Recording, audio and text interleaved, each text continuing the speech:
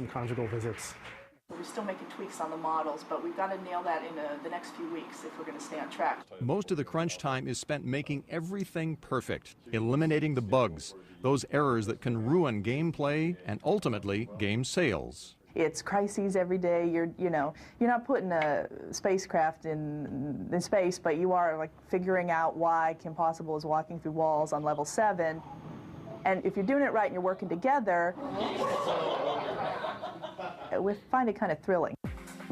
Not everyone agrees. In 2004, the fiancé of an EA programmer made news when she reported that her husband-to-be was required to work 12 hours a day, 6 days a week.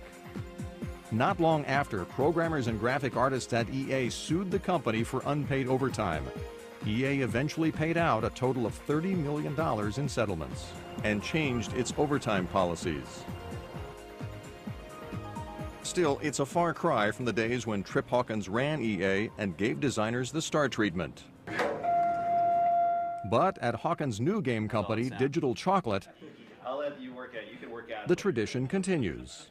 I share the ownership with everyone. If you keep advancing, you'll just keep getting more stock options, because that's fair. Coming up, the video game industry under attack. It's just the worst kind of message to kids. Video game violence. Next, as Game On continues. Get over here. Now, back to Game On.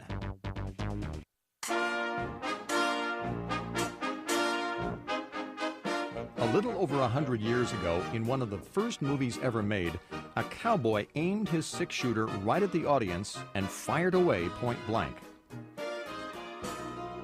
Obviously, violence in the media is nothing new. But video games are different.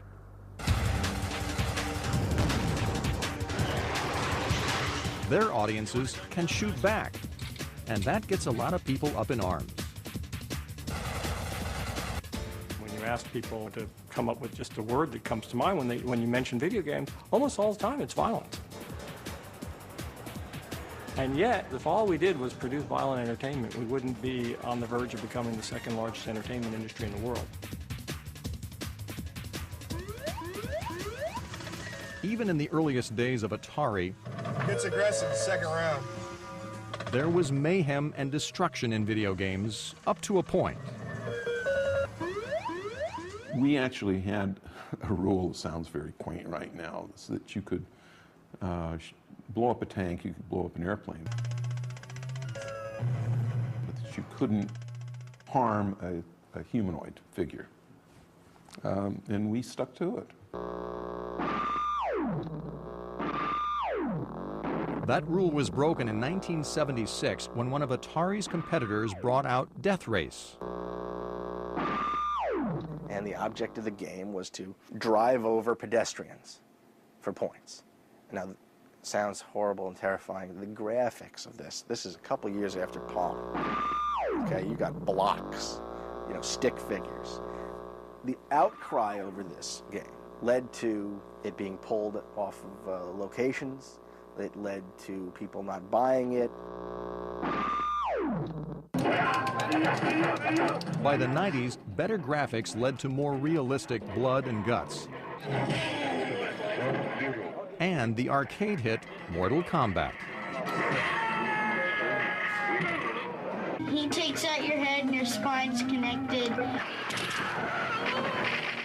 Before long, both Nintendo and Sega announced plans to bring the game's trademark skull-crushing and spine-ripping into homes everywhere.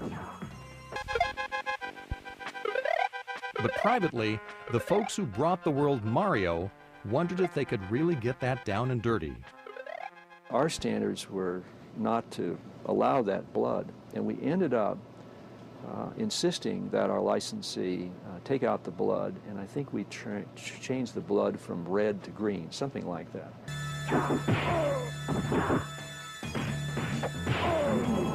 Sega, meanwhile, said, "Hey, we got the real stuff, the real red blood." Whatever the color, Mortal Kombat's blood got Sega and Nintendo into real trouble. that I agree that everything that we've done has not been perfect. As a matter of fact, The game prompted Senator Joseph Lieberman of Connecticut to hold hearings in 1993 on video game violence and its effects on children.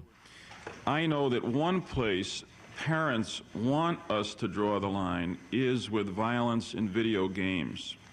This morning, the Software Publishers Association With the government breathing down its neck, the industry decided to police itself, announcing the formation of the Entertainment Software Association and a game rating system. We provide empowering information that allows consumers to make informed choices. And we do it more comprehensively than any other entertainment industry does in terms of providing both content information and age guidance right on the package. Would you... But the same week the hearings began, video game gore and violence were raised to new levels with the debut of Doom, the sci-fi horror title that established the first-person shooter genre.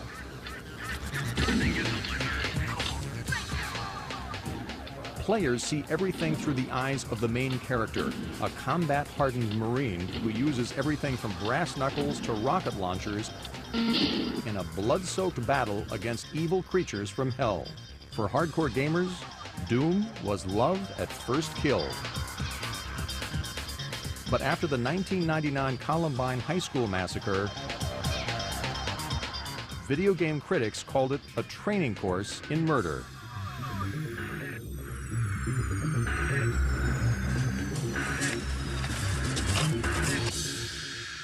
We found out that those boys were big Doom players, and they said that their massacre at their high school would be like a level of Doom.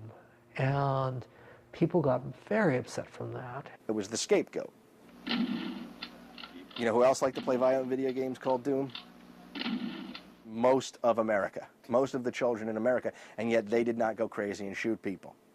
USC professor Peter Vorderer specializes in the psychology of entertainment. He's one of the experts who feel that video games could push children with violent impulses to act on their feelings. If that sort of behavior is encouraged by the game, and if somebody's ready to show that sort of behavior, then the impact is quite likely, yes. Not so, argues Entertainment Software Association President Douglas Lowenstein. If you look at the most independent and objective research out there, which has been done by governments, which has been done by other organizations around the world, you find a great deal of skepticism that there's any compelling research that links playing violent games to aggressive behavior. But even industry veterans wonder about the effects of playing violent video games. After I've played a couple hours of a driving game, a racing game, and I get in my own car, I drive more aggressively. After I've played a couple hours of a violent game, I feel more hostile towards people. The issue was raised again in 2003 when an 18-year-old named Devin Moore went on a rampage in an Alabama police station, killing 2 police officers and a dispatcher. After he was captured, Moore reportedly said, quote, "Life is like a video game. Everyone's got to die sometime," end quote. Convicted in 2005, Moore, it turned out, had been playing one game day and night for months, the bestseller Grand Theft Auto. You want to shoot people and carjack them and take their cars, it's an integral part of the game. You're playing a criminal. Is it a reprehensible game in a lot of ways? Yeah. Would I ever let my kid play it? No. But my kid is going to play it. He is. How can he be so sure?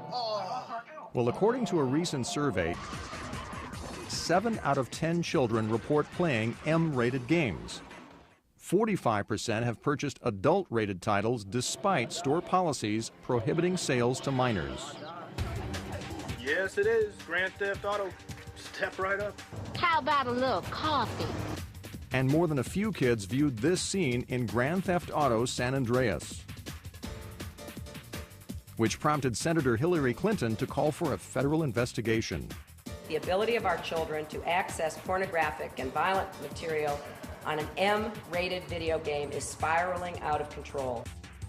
In 2005, Senators Clinton and Lieberman introduced the Family Entertainment Protection Act to prevent the sale of mature and adults-only games to minors. While the bill awaits debate in Congress, some states have instituted similar laws. But the Entertainment Software Association has fought successfully to get many of those laws overturned as unconstitutional. Our view is government has no business getting involved in regulating artistic expression and creative freedom. And these laws that seek to ban sales of games based on their content are a fundamental abridgment of the First Amendment. Just tell your kid you don't want Grand Theft Auto in the house. That's enough. They understand that even though they're going to go and they're going to play it at 15 different friends' houses, my parents don't want it in the house. That's a very powerful message. Ready? Go grab it. Of course, not all kids play video games filled with devastation and destruction.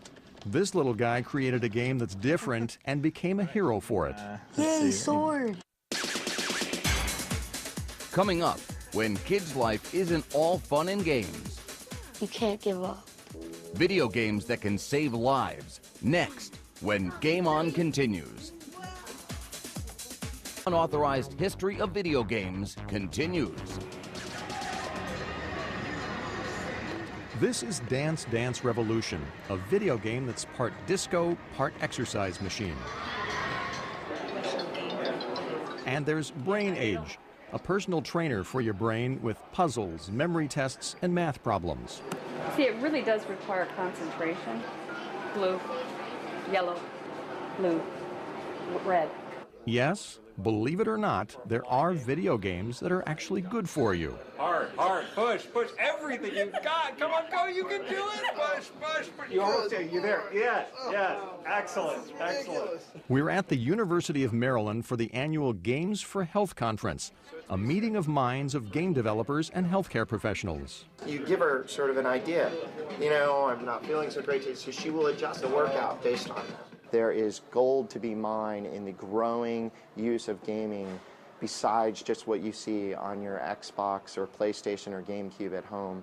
Our game is called Care Connections, and it's a CNH training program to help people learn how to care for residents in nursing homes. This is the interactive trauma trainer. We try to make a surgical decision-making training tool, and the patient himself will, do well or not so well depending on which decisions you make.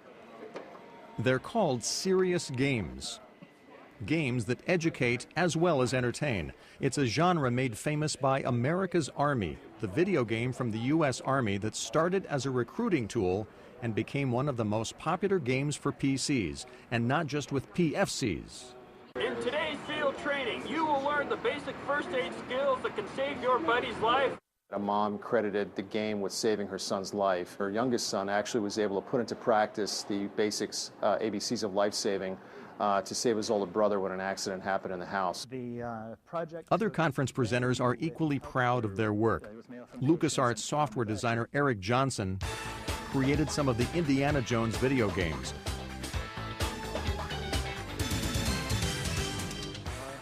But he's not here to talk about those adventures. This entire project was facilitated, of course, by Make-A-Wish. Make-A-Wish has a very simple mission. We fulfill the wishes of children with life-threatening illnesses between the ages of 2.5 and 18. That's it. Come here, Cheddar. But Make-A-Wish had never gotten a wish quite like 8-year-old Ben Duskin's. Diagnosed with leukemia, Ben had gone through months of chemotherapy and was finally in remission when he made his wish. Ben's wish was to make a video game and send it back into the treatment center for the kids who are still there. All right, good job. Okay, let's go back. I just wanted them